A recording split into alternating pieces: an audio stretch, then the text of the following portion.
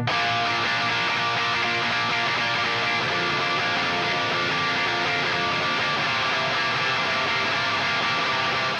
comes the nasty gram.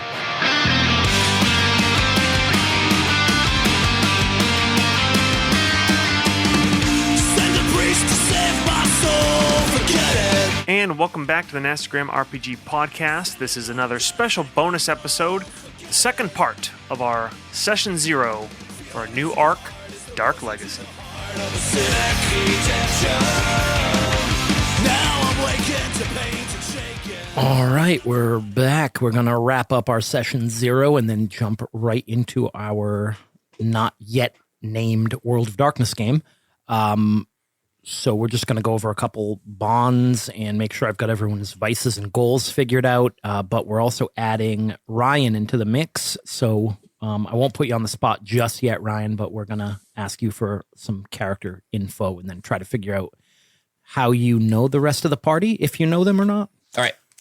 So I want to make sure I've got this information right in front of me all the time so I can award points accordingly. I'm just going to kind of go around the table. Dan. Yo. Silas Keene. Quick one sentence. Who is he? He is a photographer / former spy for General James Marlowe. And his goal is to catalog the unknown. And his vice. I don't remember. Nothing ventured, nothing gained. That's the one. What's that mean? Means that some of the risks that he had to take as a spy are what you have to do in order to get what you're after. So, okay, risks inherent to and goal. Are we? What are we calling them? We didn't like dementia last time we did our Session 0. Do we want to call it something else? Traumas. Yeah, sure. Can't get right isms. Yikes. Because you had a cool little backstory about that whole idea of having to go the extra mile. Yep. And we don't have to get into it right now because it'll be a cool in-game reveal. But along with that, you had a trauma, right? Wouldn't that be interesting if you revealed stuff about your character in-game? Usually private. It's very private, all right? Yeah. And we went with the mirror thing. Correct. Can't look at mirrors because he's a little somber. It's weird. That's weird. And do you have any what I forgot the word now. Trauma? Bonds. I'm sorry, bonds with other players. I know I have one with John. Yep. I could kind of floated one to you, Josh. Yeah, I had one question. Sure. So bring up the part you'd said towards me. Yeah. So there was two options that I kind of thought was that I was in. You're in Philadelphia, right? Baltimore. I was in Baltimore during your election cycle or campaign, and at a press conference, I'd given you an envelope with information in it. Now, the information could be one of two things.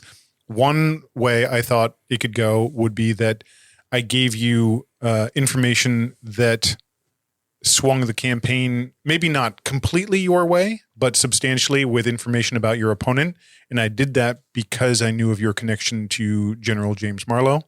Or a kind of alternative would be that I gave you information stating about one of your opponents who knew that you had dodged, not the draft, but going into the Civil War when you could have. And it just means my character would know either information about your character specifically or simply assisted you. I didn't know if you were going to go that direction either. Well, so one thing that came up with Jake talking off mic, Marlowe, and therefore my character, because we went to school together, a little bit older than I thought. Okay. So he was like 40 at the start of the Civil War, which, not as susceptible to being drafted, things like that. Was it actually a draft? There was a draft. Okay. Yeah, draft riots. I don't remember. Or I never knew. Like, I don't know the details of years and whatever, but so I do think he probably. So you wanted to be the same age as him. I think I kind of fucked that up because I forgot that you had said you wanted to like have gone to school with him. Yeah. So I accidentally made your character 50. Well, could he's 50 now. Yeah. Yeah. So he was like 40 at the beginning of the Civil War. Right. If you went to a boarding school together, though, that means you could be different ages. Not very. Yeah, I true. think because the whole point was we were pretty close. Okay, in, gotcha. in that era. You could still be pretty close. So I think I had sent you kind of his like a breakdown of his life. You had been in boarding school with him and you went to Georgetown with him? I guess kind of whatever works. It's up to you. Yeah, I mean, at least I would say at least Georgetown, maybe, Okay. but maybe both. Although, yeah, sure, both. Okay.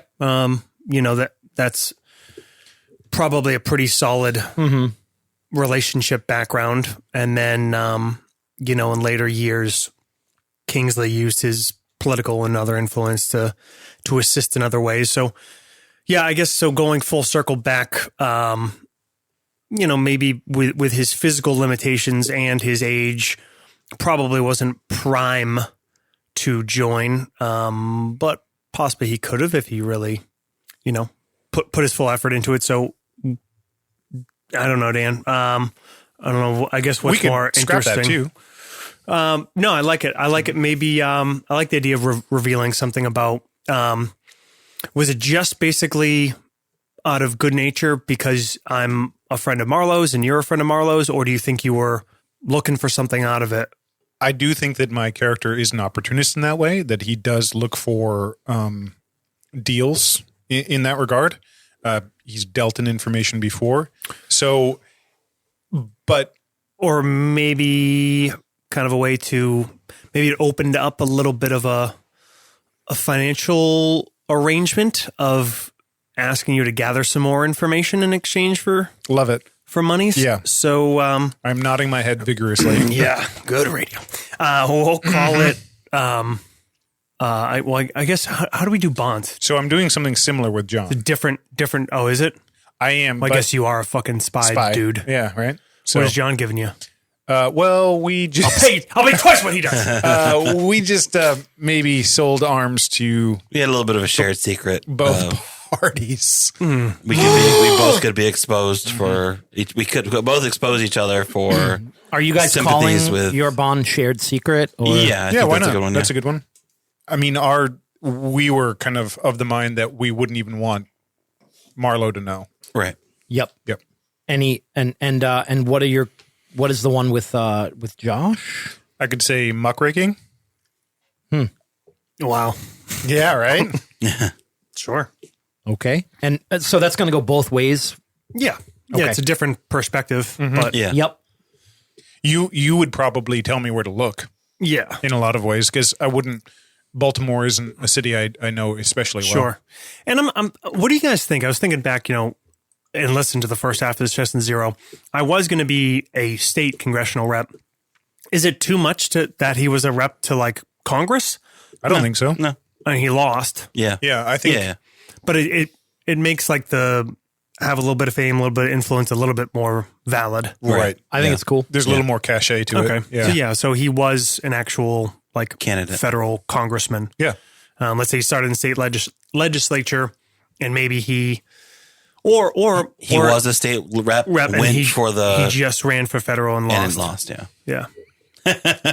I'm just thinking of like people listen to an RPG podcast, tuning in about state legislature. Ooh, you were a state legislator in 1870. This is fascinating. It's quite the cachet. All right. Did you have any more, Dan? I know you have one with Ryan, but maybe we wait till Ryan gives a little info on his Sure, character. yeah, we can hold down on that. We can leave some space. I don't have one with Matt yet. All right, well, think it over. Okay. Maybe Matt has something. We'll put a pin in it and keep going. Sure. John, Noah, Frank, It's now Noah Fashnacht. what? Gesundheit. Yeah. Thank you. Fasnacht. Wait, what? I'm not going to be able to pronounce that. John's ongoing One more dedication to time. characters you cannot pronounce. I tried to make it more pronounceable. Fasnacht. Elowin Hardrin. Did we find out the other guy was like a Nazi officer or No, something? I just I'm gonna call you Fast Hat. Just call me Noah. Come at me one more time. Fast Snatch. Fast Snatch. Fast Snatch. Okay. Yeah, Fast Snatch without the T. I know her. not fast. It's better than Asswind. Yeah, right. And wait. what is the You need it. Come at me again. FASSNACHT. There's an SS in it. No, no. Fastnacht. Fastnacht. You thought that was easier? I don't know. I didn't like the way the other one sounded. what is Noah's goal? I think Noah's goal, I was just writing it down because I didn't have it from last time. Find a new pursuit beyond gunsmithing. So he's kind of used gunsmithing to gain wealth and notoriety, but perhaps wants to find something else Okay. for his skills. And are you sticking with flexible morals? Yeah. Yep. You want to talk about that a little? Yeah. Especially in the conflict of the Civil War, he wasn't too concerned with selling arms to Confederates and to the Union. Whatever it takes to a certain extent to get his notoriety, cash, invention built, whatever. Okay. Did you take the traumatic past flaw? No. Okay. So you don't have any traumas? No. And do you have any other bonds and any ideas for bonds besides Yeah. the one with John? With Dan? I had one with Kingsley. Basically, Kingsley was helping Noah find out who in Congress to grease the palms to get weapons sold, basically. Are we playing the bad guys? Yeah. He's basically helping Noah get contacts within the federal government. I have a different bond back to him. Yeah. Okay. You want to do that now or? So are we calling that Helps me know which hands need grease, is what I put. okay. It's just And- Swiss not understanding the American Sexual. idiom. Yeah. I like it. And yeah, so Josh, what did you have for him? Aspiring patron. Basically, Kingsley is very much an intellectual. He's very inquisitive. He fan of the sciences and things like that, but he does not have much ability to personally craft things. So dabbles a little bit in medicine. So the ability to take theory and things like that and actually turn them into practical inventions is very interesting to him. And I think sort of, exhilarating. And he I think sees it as a direction to put his intellectual pursuits where he feels almost like he's part of the creative process if he's helping someone Okay. Yeah. Yeah, to cool. create. I mean, maybe he has concepts that are helpful, maybe not. Yeah. That's kind of up for you to interpret. Right. But it's more, he's definitely offering material support. Do you think Kingsley is trying to convince him to stay in America? Yeah. Yeah. Yeah. Yeah. This is the era of the train baron too. So you have like these juggernauts of industry. So Yeah. I'm sure it's a pretty attractive concept. He failed at politics, so Kingsley wants to become a. Did you have any other ones? Other characters? No. Okay. Just with Benton, I was thinking like a different view of Americana, or I don't know, something to do with like being a voodoo practitioner and just that being very interesting to him. Yeah. So you're seeing a side of America that you didn't Know in about and Baltimore didn't stuff. see. Yeah. Okay. Kind of. Yeah. Why don't you just write that down as like a work in progress? Yeah, And yeah. then if it, we can work on it, or if you can solidify it in game or something. Yeah. Cool. All right, Ryan. Here we are. Yay. What is All your right. name? My name is Les Kershaw. What is your favorite color? It's kind of like a taupe. Something. what is Les Kershaw? So Les Kershaw is a complicated individual, guys. He was so his father was an officer under Marlowe in their little scrap with the native folks, and was killed in the war. Mom died a few years later, so he ended up living with Marlowe as a kind of Award. yeah, as a ward / and worked in a stable for a while. and then headed out west and joined up, tried to, meet his manifest destiny. So he rode with the Pony Express until he had a run-in with with Indians himself out in the Utah Territory. Ended up living with the settlers out there for quite a spell before heading back east. Okay. Yeah, skinny of it. Do you not want to go into Yeah, detail? I can go into detail about that. Something happened? Yeah, so on probably is like we'll say third ride with the Pony Express, he was kind of ambushed by some Utes, 2 Utes. They kind of there was a lot of conflict between them and the Mormon settlers out there. So he was attacked in the skirmish. He shot a young about his age. I mean, most of the Pony Express riders, And he was very young at this time? Yeah. Yeah. I mean, so he went out there when he was like 15. Okay. So he was hit, had a they were coming up beside him, shot this guy, basically ended up both kind of tumbling into a ravine. But he had grabbed the reins of this other boy's horse. So they kind of helped basically, to try to prevent them from falling in. After everyone went in, they took them all back to the camp. And then he lost about a month there. Doesn't know really what happened. When he awoke, the other, he was the only one who survived, but he could suddenly understand these natives like perfectly. Okay. And started kind of hearing voices, which he attributes to be. Are you a were-Indian? Yeah, exactly. I'm going to change my concept right there. Yeah. Oh, boy. Yeah. So essentially, Yeah, so much cutting. So you, how does this kind of manifest? Since I have to do the manifesting. I was going to leave that fiat up to you. Oh, do you think So it's kind. something where you see visions, or is it just like you get feelings? You see a white man, you got to scalp him.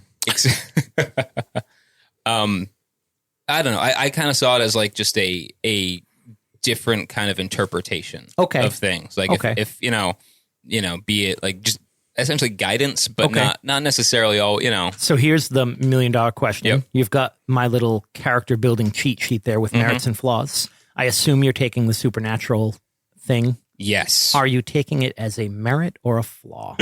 That's a good question. I was actually going to put it down as both. Okay. But Matt did the same thing. Yep. You guys are fucked. Yeah, exactly. Yeah. Yeah. Okay. All right. And so what do you think? Les has come back Yep. from the West. Did he come back because Marlowe called on him? Or was he already back here? My initial thought was he came back because Marlowe called on him, That's but fine. I think that would make it difficult for Bonds.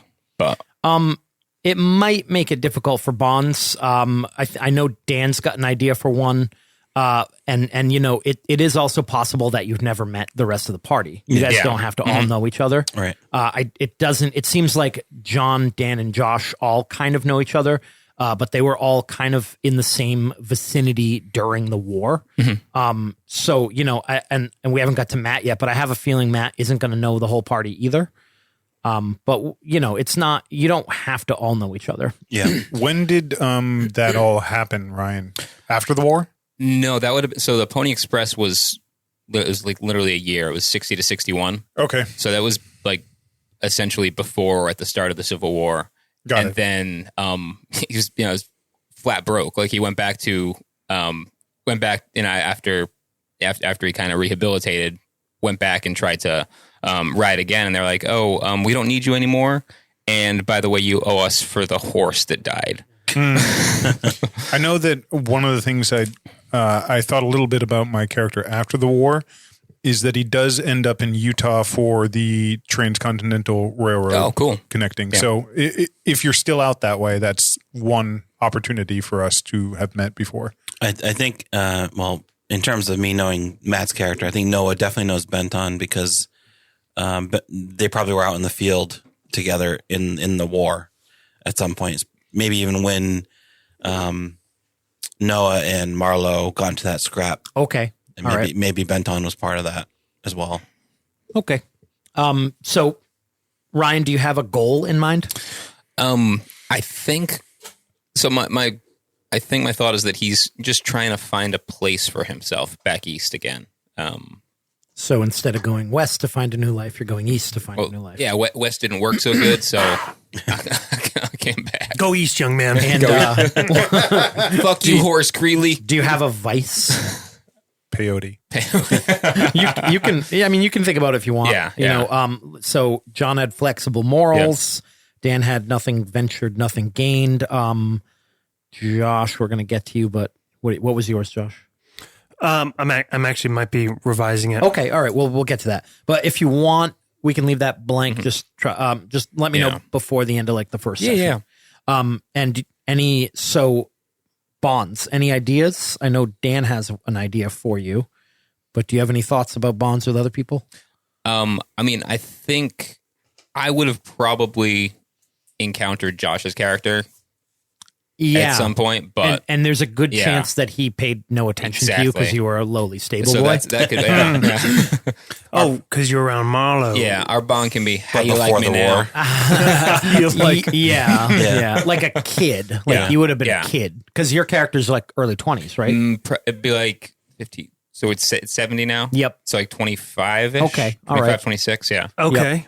How recently did you work for Marlowe, or you currently Like do? 10 years ago. Yeah. I was his ward slash As a stable teenager. boy. As a teenager. Yeah. Got it. Like as probably from 12 to 15 or so, I lived with Marlowe. Right before Yeah. the Civil War, Yeah. basically. Okay. So at that point, Marlowe was like retired essentially, Yeah. and you probably worked in his. He has a home in Baltimore, Yeah. and you like worked in his stable there. So I don't know, like what that bond would look like. It's what do you think of him? This fucking How about this will make a little bit more sense when I've kind of tweaked a little bit Sure. of my background. You can have a little more insight, maybe so, into, Kingsley presents himself as very fairly accomplished, and I mean he's not overly like aggressively egotistical, but confident, capable, accomplished person. And especially interacting with him around animals and horses, you probably have seen weakness in him. And you can think about it how you want, but Measure of a Man or something like that might be something. And maybe there's a recognition from Kingsley. It'll make a little more sense when I spell out well, why don't you do Sure. that now? background. Sure, it's not a bear or a So puma. go. Sorry, I'm doing this is Dan background. I'm gonna make this super mysterious. You'll never actually know why.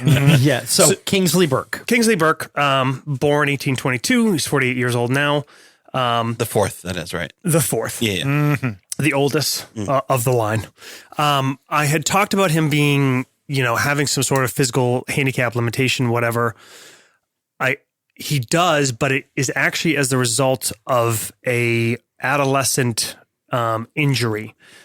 He broke back and a leg horseback riding with his younger brother, who was much more daring than him, and kind of pushed. Kingsley was the older one, so he always felt like compelled to, at least do what young Charlie would, and that sort of defined their relationship for the rest of his life. Because I think Charlie, he was Charles to everyone else, but Charlie to Kingsley felt like a lot of guilt about that, because Kingsley was never the same physically, but also it brought out, instead of, I had his vices, feelings of inadequacy, and I'm trying to put it into words, but it's basically more about physical cowardice. Risk averse. Physically risk adverse. See if I can think of another way to put it. But he is physically limited, but it is much more also like a mental stumbling block. Timid, Right. maybe? Yeah. Timid. Yeah. And that doesn't align with how he presents himself. So he tries to avoid those situations in any way he can. I'm sure that kind of won't come up. like this idea that Ryan's character, being someone who is familiar with horses, maybe sees you as being skittish, Yeah. like a horse. You know, like you're like an unbroken horse essentially. Like you're skittish. Like, you know, I mean, It's all right. maybe and I break you, mean, man. I could even see him like maybe trying to be like very nice to you in a way that comes across as demeaning, Yeah. you know, All right. like kind of sympathizing. I don't know if that fits with your character background. It's but- all right to I can take those reins for you, Mr. Moore, Mr. Burke. Okay, and you're a younger man. So actually, I was going to be played by Kevin Spacey. So I really had. Are you like not allowed to even use him as an actor reference? Probably not. Someone who looks like Kevin Spacey, but Spacey, isn't Kevin Kevin Spacey. Spacey. A very But Kevin Spacey had looking. sex with 0 young men. I mean, that weren't willing. So, you know, then the rest of his background stays the same. He's, you know, he always was brilliant, you know, very academically gifted, inquisitive, charismatic, and he just leaned into that. So, went to boarding school. That's where he met Marlowe. I think he helped Marlowe academically. Not that Marlowe was stupid, but, you know, Kingsley, you know, maybe there's a couple things he had a hard time with, or later on at Georgetown, Kingsley went up through the ranks, academically ended up getting his jurisprudence, and basically sort of went straight into politics, maybe dabbled as a DA, busting some corruption, and then got elected to the state level. And especially during the Civil War, was a big, you know, running around the country, running around the state, rallying people, helping to raise war bonds and volunteer drafts and all that kind of stuff. Anything to avoid actual Combat. combat or danger. He probably plays up his physical limitations somewhat. Some of that is probably self-conscious, Yeah. or subconscious. You know, he probably, you know, he uses a cane, and he's really not all that physically limited. A lot of it is it's as much mental as it is physical. And his younger brother, Charlie, was killed in the war. Got the Medal of Honor, which was more common back then, but still a big deal. And I think his only dabble with the supernatural, I think he sees his brother, whether or not that's real or not. It could literally just be Sure. but he sees his brother in places and people and situations. It was probably the person that he was honestly closest to, you know, that really knew him through and through. And so the war is over. He feels the need to kind of keep doing something better. Ran for Congress, lost to Roger Whitehall, Colonel Whitehall, Civil War hero, and once again finds himself second fiddle, and now probably temporarily a little bit lost with what to do next. So he has all his merits are fairly grounded: contacts, fame, influence, resources, ally. His flaws: lame, substance abuse. I think he dabbles with painkillers, morphine, and for traumatic past, I put self-resentment. That was more based off the The other one. initial one. Yep. So I think maybe that's, you know, I got to work on the language of that and make it something more cowardice based. I like that though. I think that's a good change. I think that'll work. You've got a bond with Dan already, muckraking. You've got a bond with John, the aspiring patron. Are you going to have a bond back with Ryan, with Les Kershaw? Yeah, I think maybe. I think I'm just thinking something super romantic with like riding horses. Like Brokeback style. Brokeback. And I don't know if what I have with Benton. with Benton. Maybe Matt, if we want to kick it to you, and I'll think of. I don't if have can any put it- bonds with anybody that I thought of, so good luck with Okay. that. Well, go through your guy. We'll see maybe if there's any places to jump in. First, give us that name. Oh, me? Yeah. Oh, it is Benton Beauclair. Okay, what's his deal? Benton is voodoo priest, former slave, and war veteran. He was a former chef or cook for the Union Army. He was basically ran away at 19 during the attack on Fort de Russy and Aviolas Parish in Louisiana. That was in 1864, and from then on, he pretty much followed the army. Was a guide through the swamps. Goal is to return to Louisiana to basically settle down and own his own piece of property. Nice. Where is he now? I'd say pretty much during the war, he basically followed Sherman down from Yikes. the Siege of Corinth to what the hell was it called? Vicksburg, and then down to Atlanta and the March to the Sea. And from there, made his way north with the Union Army. Probably around this time, found himself cooking in various cities, odd jobs, mostly providing spiritual guidance to the newly freed slaves along his path, counseling them, providing guidance from their ancestors on where their path should lead, kind of thing. Did you have a vice? Yes, superstitious. Matt, do you think? Would you think you would have been open to Kingsley perhaps trying to? You are maybe realizing there's a mutual connection through Marlowe, using some influence to help you get started somewhere as a chef, which he also certainly did for the sake of PR. Like, look at me helping our newly freed son. Great emancipator. Yeah. I don't know. I don't think he really it wasn't so much like a chef. Like, it was more like odd job, short order cook kind of thing. Like, keeping under the radar. Maybe you approached him to do something like that. All right. At some point, and he kind of turned you down.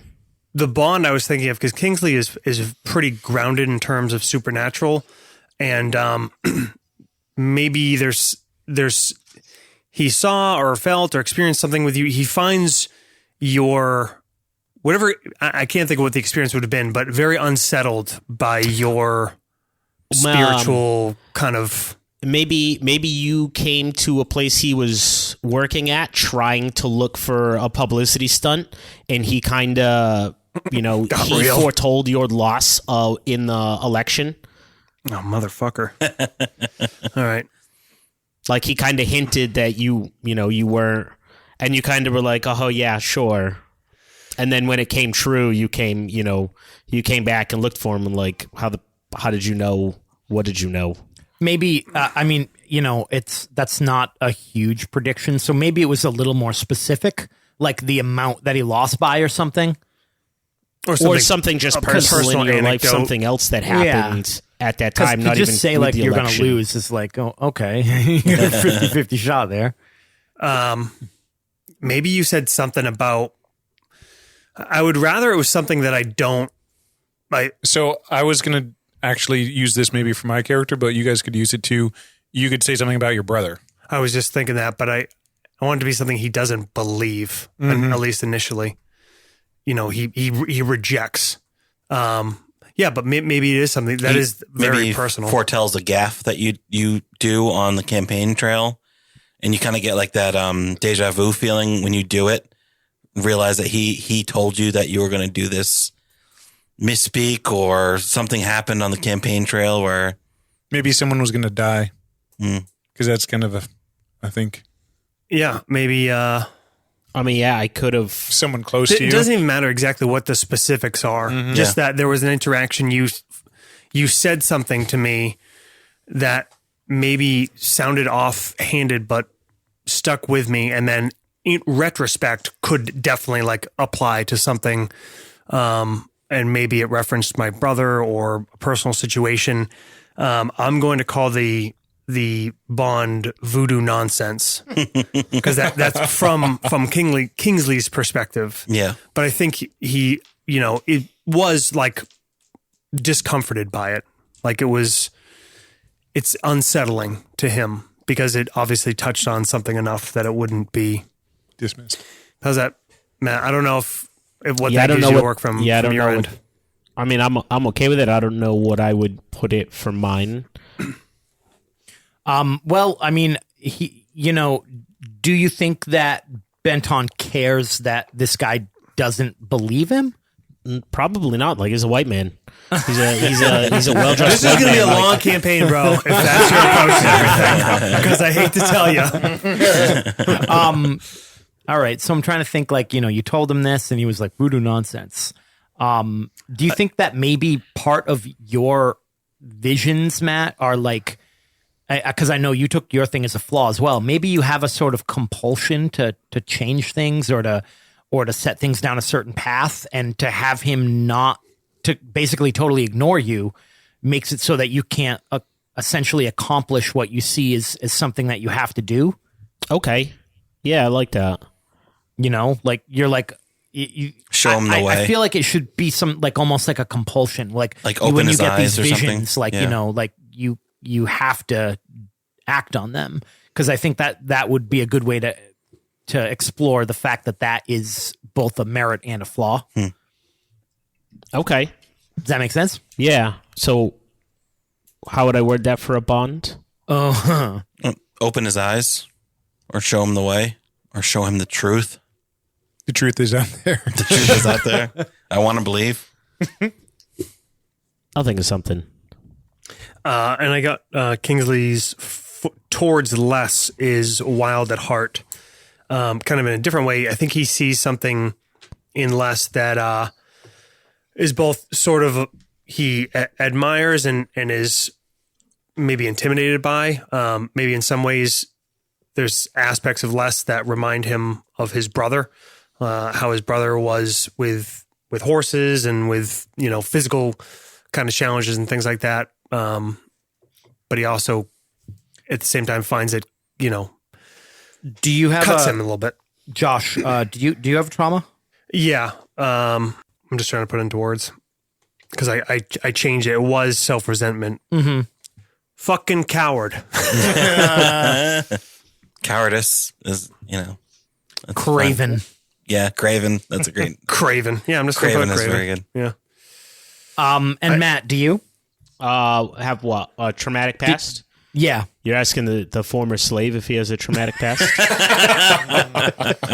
Do you have more than one? Did you come up with like a bond for it, essentially, like a phrase or a word or something? Something that I can compel into action to award or take away willpower? Yeah, overseer. Like an overseer in a field, like being the boss. So do you think, is it that you have a problem with authority? Like you Yeah, I'd don't say so. want an overseer? Yeah. Okay. All right.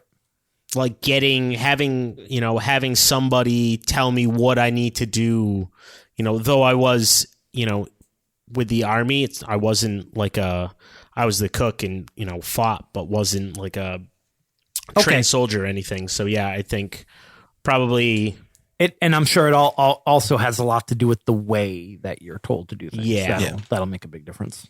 Like it's one thing if you're following orders, and it's another thing if someone is, just throwing a using boy you. at the end of it. Right. Any other bonds, Matt? Any thoughts? Not really. Not besides one with Marlowe, but that was it. Okay. Dan, did I skip over your idea for a bond? Did you guys figure that out? Or With Matt? no, with Ryan. No, we just thought that we'd come back around to it while Okay. he was working on, while everyone else was sharing. All right. And I don't think Noah knows less. I don't think we've met. Okay. Yeah. Are we supposed to have a bond with Marlo? Yeah, that would be good. And it should just be based on how you know him. You want to go backwards, Matt?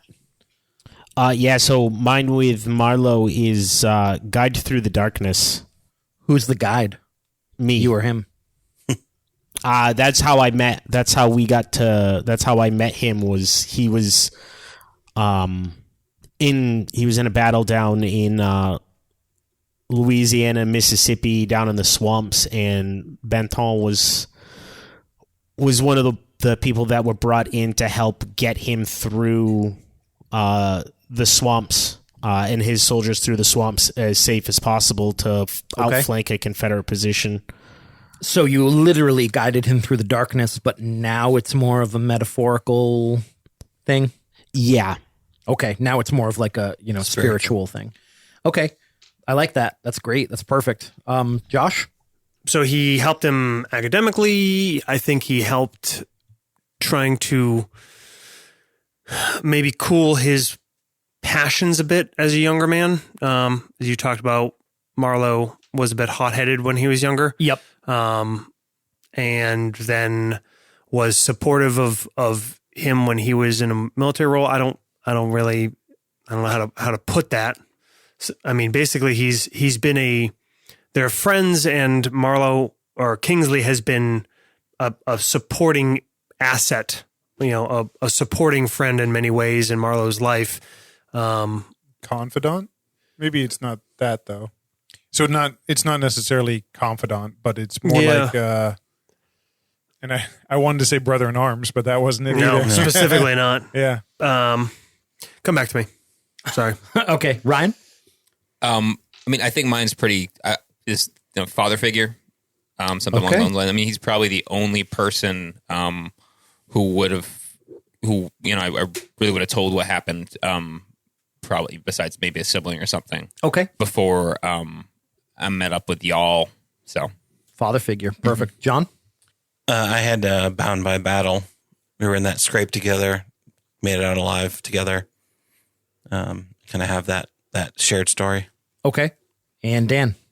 I kind of either one or two things. I mean, my vice of nothing ventured, nothing gained kind of arose from working with him.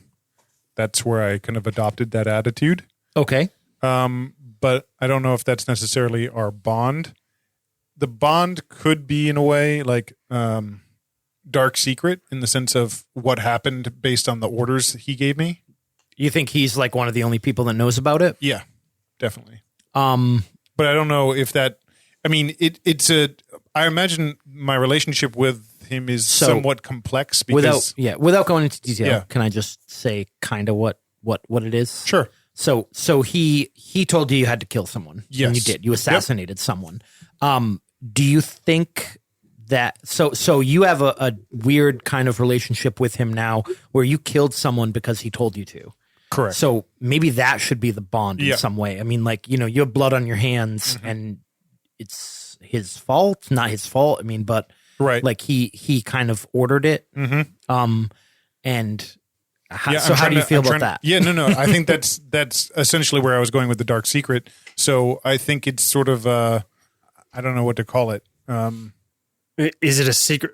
Was this person you killed like a military target? Yeah. Yeah. Yeah. All right. So it's not like Right. But I mean, what I'll talk about later, probably in game. no. It'd be cooler if you And then never he won't ever ever talk about it. Okay. Is there was collateral damage. Okay.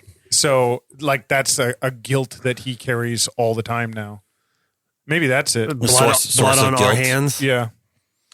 I like that, and I also like the fact that Marlo probably doesn't see it that way. He Sure. probably sees what you did as very heroic and very necessary. I Yep. mean, like had you not done that, things could have gone much differently. So, I like the kind of weird position of you almost regretting it and it being kind of the worst thing you've ever lived through, Yep. and him seeing it as like, you did a really good job. Yep. Should we say heroic sacrifice? or I'm just trying to think of a phrase to Pyrrhic victory. Blood on I said blood on our hands. Blood on our hands. Yeah. Yeah. Okay. that Yeah, works. we'll do that. Mine for Marlowe is behind every strong man is a smart one. I see what you did there. And I did tweak. My vice is craven. My trauma is self-resentment. And I think I do have bonds. I think for mine with Kingsley, I think maybe what I told you I told you because you're shrouded in darkness, because Vodou is the translation of Vodou, which is voodoo, is pure light. So like it's bringing pure light to the world. So maybe I saw a darkness in you that I tried to bring some light to you. All right. So shrouded in darkness. And maybe with Noah, we do cultural fusion since you're European and I'm like have that French Cajun kind of thing. Yeah. We're going to open a restaurant. You know, open up a sick fusion restaurant. Schnitzels Cajun. and gumbo. In a club called Anybody But Americans. Awesome. Okay. So you've got Shrouded in Darkness with Josh, with Kingsley. You've got Cultural Fusion with John, with Noah. And then Ryan and Dan, Silas and Les, you have never met. Yes. That Okay. works. That makes sense. Perfect. Congratulations, Josh, on being the only player with bonds with every character. A win. What's a politician? As a politician. I'm ready to go. Let's quit jerking each other off and Do we have to quit jerking each other off? No.